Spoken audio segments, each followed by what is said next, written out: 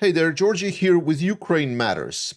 In a war that Ukraine is fighting right now, this grueling, long-term exhaustion warfare, very rarely there are days where I can tell you something happens that can shake the whole foundation of this war and actually change the landscape significantly.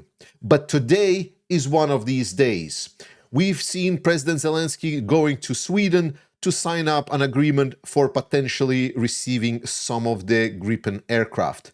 Well, now we know that it's not potentially anymore, and there is already an intention agreement signed, and now it's more of a matter of time. So let's jump into these news, explain you why exactly they are such groundbreaking, and talk about some other news in today's Ukraine Daily News Show. Let's begin. For a very long time, it was expected for Sweden to finally approve the sale of Gripen aircraft to Ukraine.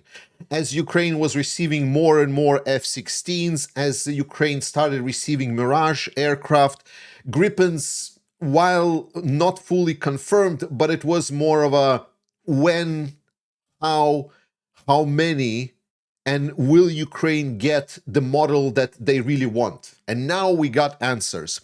President Zelensky visited Sweden, where he talked extensively with SAAB, one of the biggest defense manufacturers for Sweden, and they've signed an agreement that expects Ukraine to get purchased, as far as the rumors go, with Russia paying for this. I guess it's one of those moments where Ukraine is going to get planes and Russia is going to pay for them, kind of a scenario. And the number of aircrafts that are being talked about is about 100 to 150 aircrafts. Some speculated that it could be purchased over the period of time, estimated by 2040, but I also seen people retract some of that messages, so we do not know really the timeline. But most important here is not just that these aircrafts are going to be Gripens and that these aircrafts are going to be coming to Ukraine. More importantly is what are these aircrafts, because these are JAS-39 Gripen E aircrafts. And these are the latest model aircrafts from SAAB. It combines maneuverability, efficiency, high combat effectiveness. Model features a more powerful engines, extending its flight range, along with the upgraded weapon control systems. The aircraft also includes modern radar and advanced electronics, enhancing targeting detection and engagement capabilities. Ukraine is getting the cutting-edge technology here from SAAB, from Sweden. It's important to underscore how important this is, because not only Ukraine is going to finally get a jet that it can actually fight Russian jets. F-16s are great. Like, don't get me wrong, F-16s, Mirages are great, but they're still jets from approximately the same generation as the Russian aircraft. The aircraft that Russia has been using, and maybe some of their newer aircrafts. They're on par, and it still requires Ukraine a lot of finesse to actually combat Russians.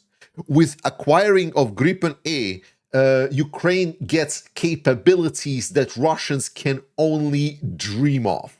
Gripens are great. Gripens, if you don't know, they are nimble. They are made specifically for conditions to fight in Sweden.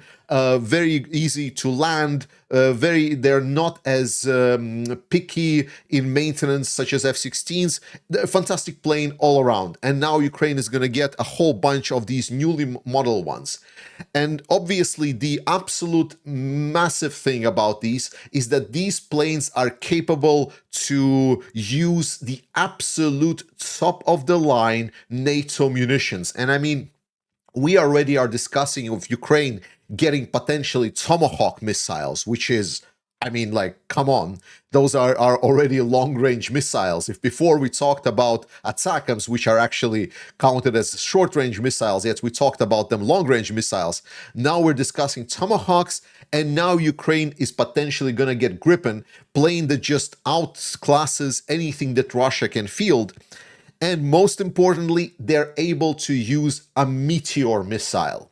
Meteor missile, like, I think the simplest thing you can do to read up about Meteor missile is when you put into Google Meteor missile, NATO, And basically, it opens you this page and it says Meteor air dominance. And that's pretty much everything that you need to understand about this missile.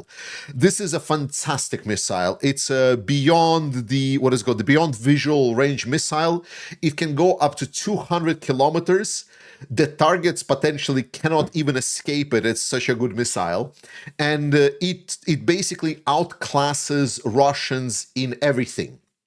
If before Ukrainians had to actually trick Russians, with the introduction of this missile, with this jet, Ukraine can start projecting, as it says, air dominance. It can start hunting Russian planes. But obviously, the most important thing in my perspective is that Ukraine is not talking here about 5, 10, 15 planes. We're talking about 100 to 150 planes.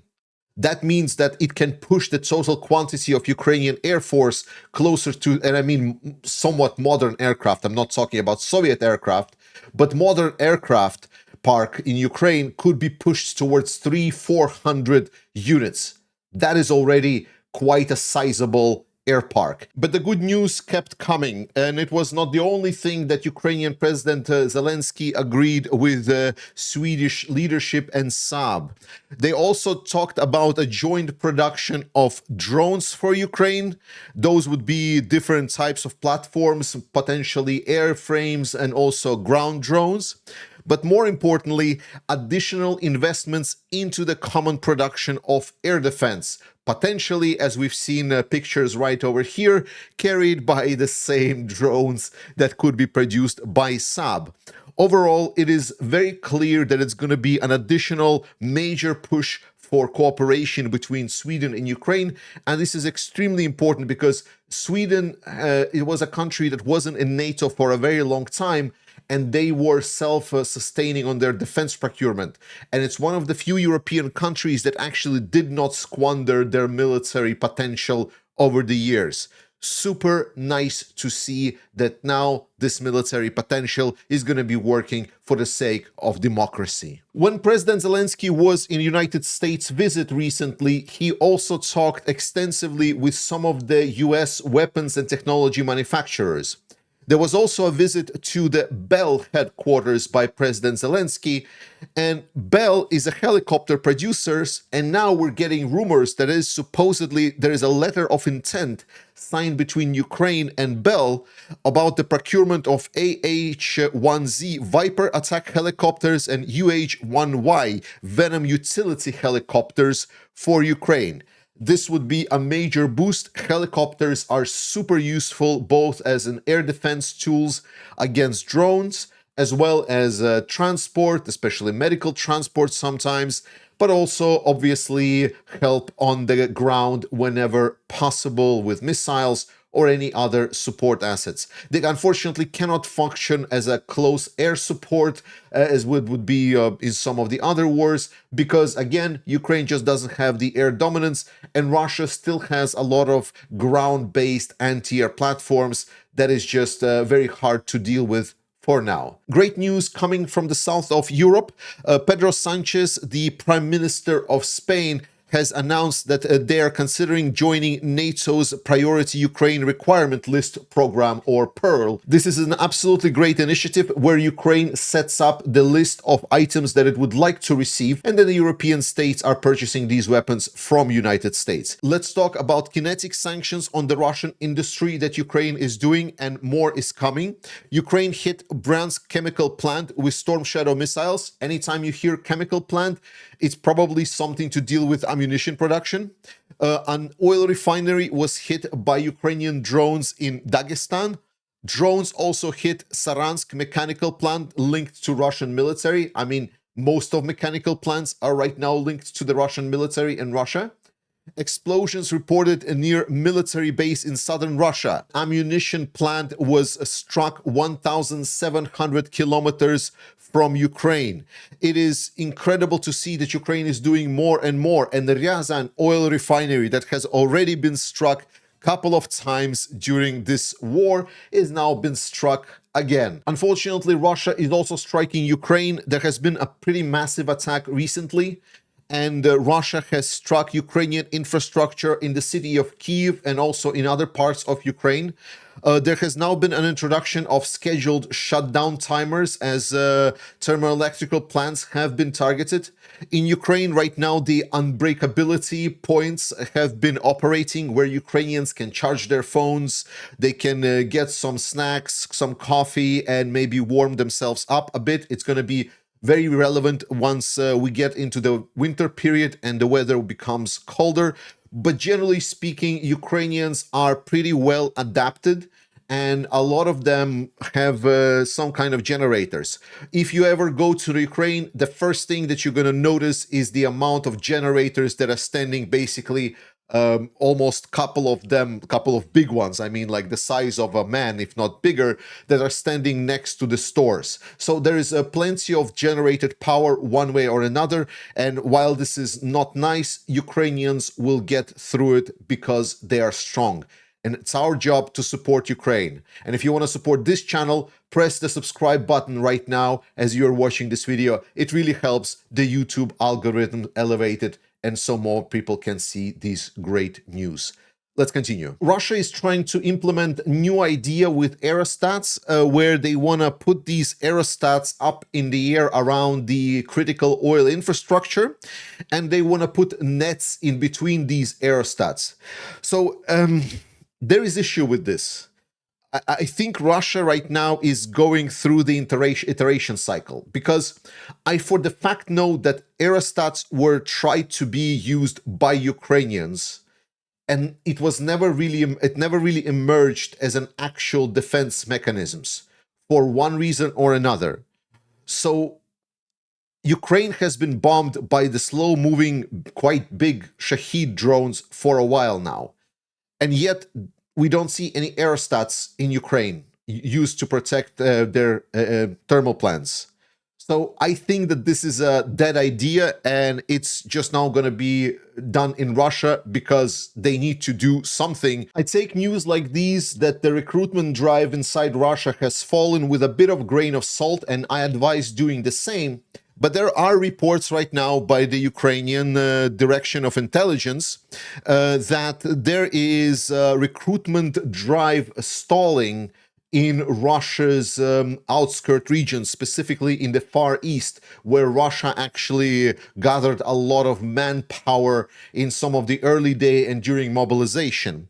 Some reports are stating that the falls are significant, and it's about 40% of the Russian government's established quotas. One of the reasons why we saw increased recruitment benefits that Russian recruits would get was because Russia is using these quota systems where they would pass down the requirements for regions to get a certain number of people recruited, so then they get their budget populated with funds.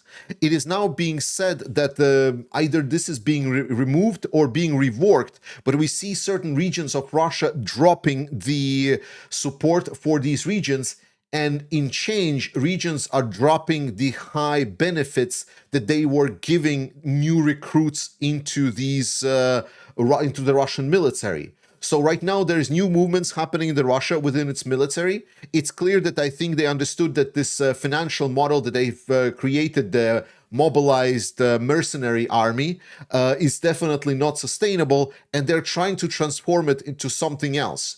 What specifically, it is unclear, but we will have a hint on the next news, because Russia is mobilizing reserves to get more military manpower, but not for Ukraine, at least for now.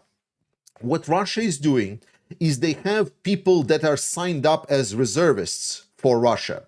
And on those lists, these people are not called in for now. Right now, Russia, remember, is supposedly this volunteer army where people volunteer to sign up contract, get big bonuses, and so on. And that is how Putin was able to sell off this war for the Russian population so they don't get worried, essentially giving them plausible deniability that everyone that is fighting in Ukraine is a volunteer, despite the fact that it's not true for many reasons. But now they're getting the reservists in, except now they're stating the reservists will have to go into the medical commission to check their health status and see if they're actually mobilizable. And they will be then recruited and force recruited to protect the key objectives inside of their regions, aka oil refineries, military bases, stuff like this, and fight Ukrainian drones. But you know, this is Russia we're talking about. So obviously this is a pretense.